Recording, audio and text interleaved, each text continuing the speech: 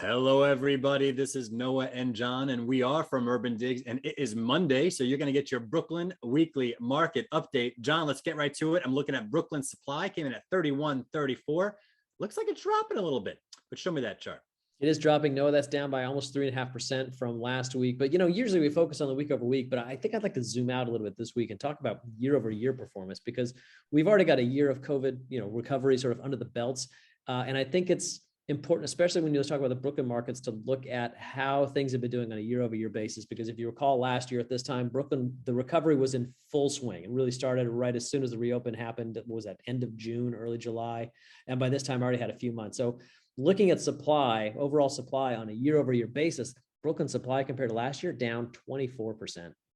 Well, very interesting, Johnny. You're changing it up. There's no telling what may happen today. I like it. Let's move over to Brooklyn demand pending sales, 3,069. That looks like it's falling as well.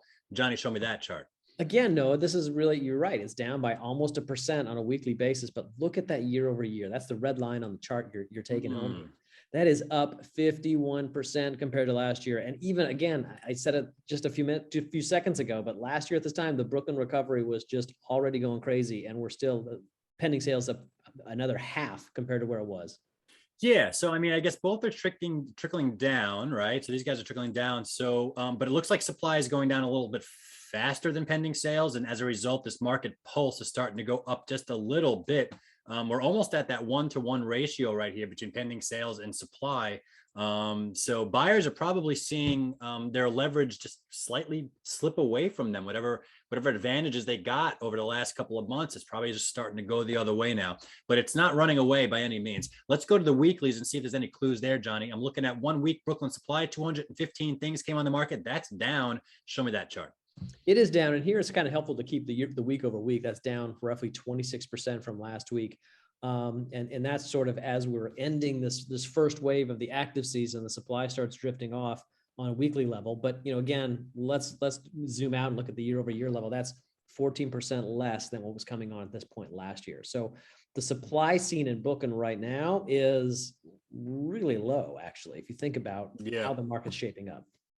Yeah, constrained. Good stuff there, Johnny. Let's move over to contract signed. Deal activity for Brooklyn 1 week, 214. That's down just a touch. Show me that chart. Down just a touch at 3.2% on the weekly basis. Again, the year over year basis compared to where we were last year, up almost 11%. So the Brooklyn market has really shown a lot of resiliency through this year. And so if you're out there looking for deals in Brooklyn right now, it is still tough, still extremely active. Right. And this is a good way of visualizing. And when I say supply is falling faster than contract signed, you can kind of see it right over there. Let's go to the chart du jour, Johnny, the chart du jour of the day.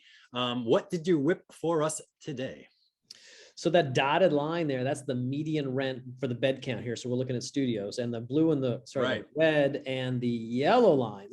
That's how much it's going to cost you to actually own, to carry really a condo or a co-op. The red's co-op and the yellow's condo. So looking at this on a monthly basis, it's actually cheaper to be owning a co-op. So maybe that's a source of value right now, Noah? Yeah. So let's just, all right, we're looking at studios, right? We're looking at studios. And again, that blue line right over here, that's my rent, my studio's median rent, last asking.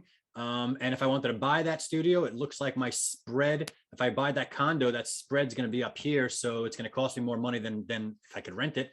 And again, like you said, that co-op is down here. So yeah, let's go through this, but that looks like the only place there might be some value here, Johnny. I'm going to go to 1 bedrooms now.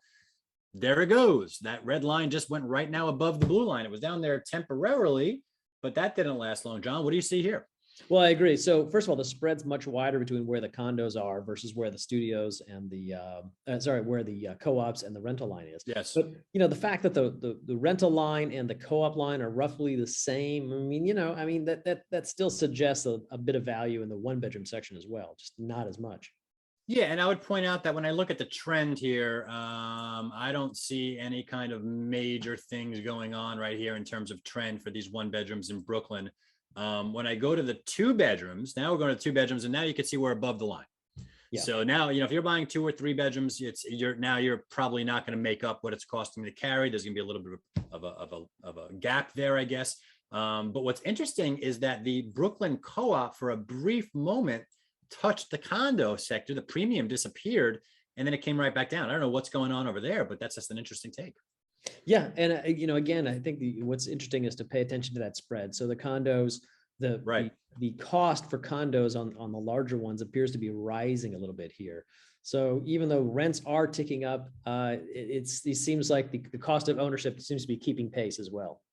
Right. And finally, we're going to end up here with the 3 bedrooms, and you can see the 3 bedrooms are kind of doing their own thing. You got to assume this is going to be a little volatile. You have just a little less data in the 3-bedroom market.